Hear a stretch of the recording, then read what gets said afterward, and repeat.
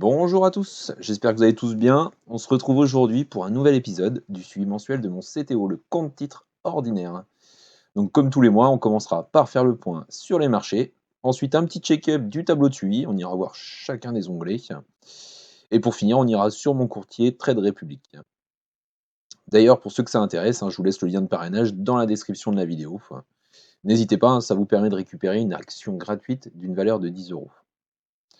Mais avant d'aller voir ce qui s'est passé sur le S&P 500, je vous rappelle que mon tableau de bord est en libre accès. Vous n'aurez pas d'inscription à réaliser, je ne vous demanderai pas votre adresse mail ou un numéro de téléphone.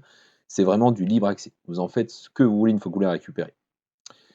Je vous laisse le lien dans la description ainsi que la petite vidéo tuto pour vous aider à le remplir dans la description également et qui doit s'afficher également en haut à droite. Allez, c'est parti, allons voir ce qui s'est passé sur le S&P 500.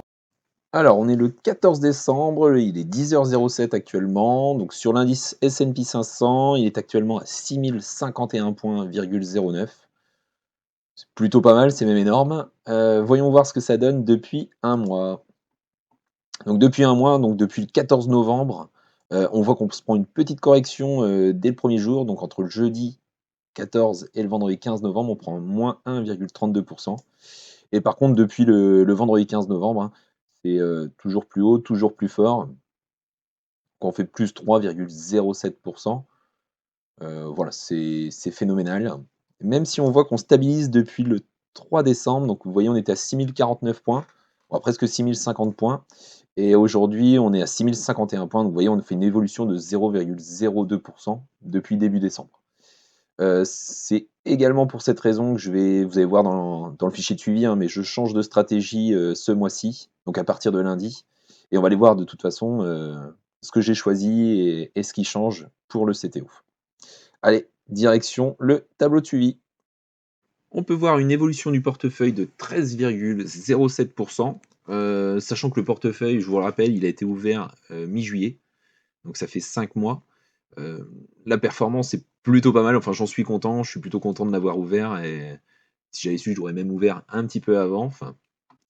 Donc ça me fait une valorisation à 994,06 € et une performance, donc les gains réalisés, de 120,21 € avec une poche de cash disponible de 2377,26 €.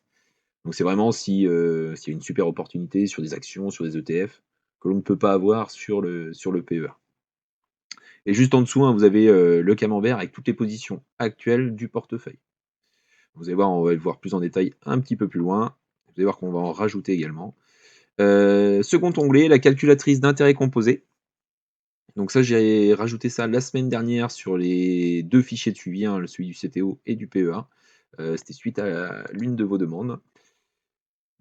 C'est plutôt pas mal, j'aime bien jouer avec ça en fait. Le capital initial, vous voyez par exemple dans mon cas ici, moi j'avais rien amené. Donc j'ai commencé plutôt par un versement mensuel, donc capital initial 0, épargne versée sur le CTO 200 € par mois. Vous renseignez également votre taux annuel espéré, donc l'objectif on va dire. Vous voyez, moi je suis parti sur du 10%. Alors je sais que certains youtubeurs vous annoncent des 15 à 20% l'année. Bon, déjà 10% ce sera pas mal. Durée d'épargne, moi j'ai mis 20 ans, bon ça pourrait même être plus, j'ai pas forcément d'objectif de temps dessus. Ici, n'oubliez pas de renseigner votre intervalle de versement. Je sais que quand j'étais jeune, j'aurais pas pu faire un versement mensuel. Vous pouvez très bien sélectionner trimestriel ou annuel. Moi, je vais mettre le mensuel. Donc, vous voyez, 0 au départ, une épargne mensuelle de 200 €, un objectif de taux à 10% sur une durée de 20 ans. La valeur finale, si toutefois je réalise l'objectif, on va être autour des 151 873 €. Un investissement, donc ça c'est ce que j'aurais sorti de ma poche, entre guillemets, de 48 000 €. Et les intérêts, vous voyez, qui sont énormes, qui font plus de x2, de 103 873,77 €. Vous voyez, ça vous permet de jouer un petit peu, bon, sachant que bon, la bourse, c'est pas quelque chose de linéaire comme un livret A, par exemple, où on vous dit 3%, ce sera 3%. Et encore qu'avec ce qui se passe, c'est pas dit que ce soit 3% l'année prochaine, c'est même sûr. Voilà, passons pour ça. Onglet suivant, la stratégie du CTO. Donc vous allez voir, j'ai décidé de changer pas mal de choses. Donc sur mon compte titre, jusqu'à présent, j'étais sur une stratégie dividende. J'abandonne cette solution. C'est vrai que les dividendes, le problème, c'est qu'avec la flat tax et le taux de dividende que j'avais, c'est pas forcément intéressant, notamment pour la partie dividende, enfin plutôt partie rente. Je vais partir sur, du crowdfunding. Alors je suis désolé avec l'accent, heu, j'ai repéré quelques plateformes, hein, notamment Bien Prêté ou La Première Brique. Enfin ça, je vous en parlerai plus tard. Et là, sur le portefeuille du compte titre ordinaire, par contre, j'arrête tout ce qui est dividende. Alors je garde mes positions actuelles et par contre à partir de maintenant, je vais essayer de taper sur un petit peu tous les marchés. Donc vous voyez, hein, la première ligne, donc je garde mon ETF gold sur l'or. La répartition, je vais partir sur une répartition de 8 du portefeuille, donc 4 € hebdo. Je vais continuer mes investissements programmés, donc investissement programmé, je vous rappelle, c'est 0 € de frais avec Trade Republic. Donc c'est plutôt sympathique. Ça permet de lisser, donc faire un mode DCA en fin de compte, un lisser son PRU, sur chacune des positions. Donc là pour le gold, 4 € par semaine. J'ai rajouté un ETF, small cap, pardon. Donc pareil, répartition 4 donc ça fait uniquement 2 € par semaine. C'est vrai que ça fait ridicule comme ça. Je rentre de nouveau sur du bitcoin. Donc pareil, 4 je veux pas non plus, on voit que c'est monté déjà très haut. Il y a un engouement sur la crypto en ce moment, donc bon, je veux avoir quelques petites positions, mais ça reste, du léger, hein. 2 € par semaine. Je rentre par contre sur un ETF MSCI World. Donc là, par contre, j'ai mis une répartition un peu plus importante, hein, donc je vais prendre du 70% de ce que j'investis tous les mois. Donc 35 € hebdo. Et je suis pas parti sur un ETF S&P 500, parce que je vois bien qu'il est forcément plutôt très haut. On ne sait pas jusqu'à où il va aller. Bon, l'effet Trump, à un moment donné, va peut-être s'estomper ou va peut-être encore grandir, on sait pas réellement. Et le World, c'est un petit peu le bon compromis, hein. Il y a une très grosse poche qui est prévue, qui est prise pour le S&P 500, mais ça permet d'être exposé quand même à d'autres marchés. Je crois que c'est 23 ou 24 pays développés.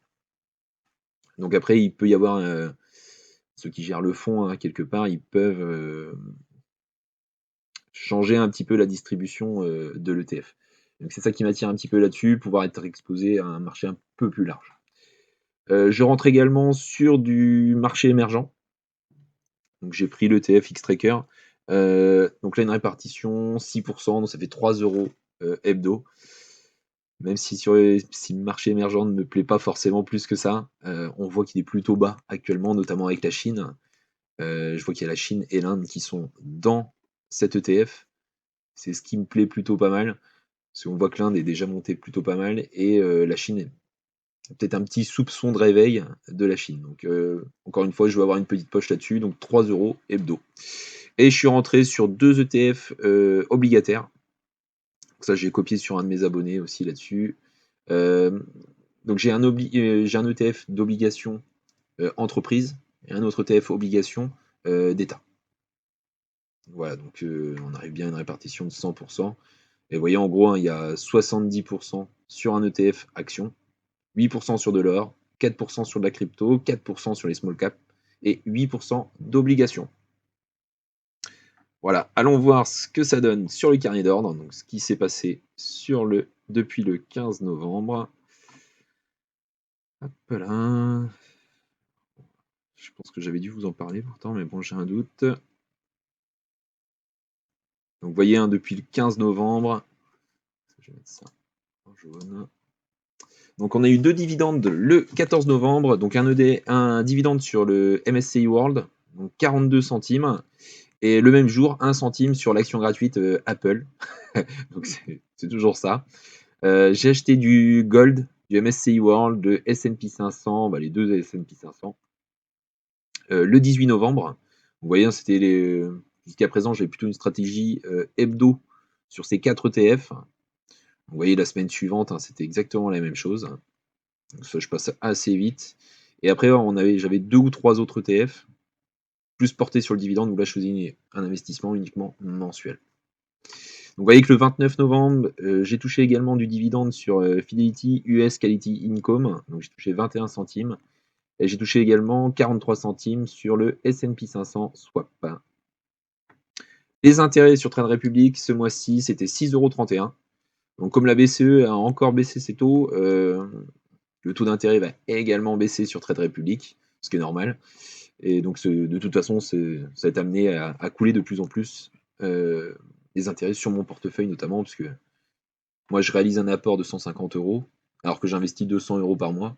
Et en plus, le taux d'intérêt de ma poche de cash diminue, donc potentiellement, ça va descendre. Mais j'ai encore pas mal de marge. Donc, en début de mois, donc j'ai eu mes 4 ETF ici, classiques que je fais en hebdo.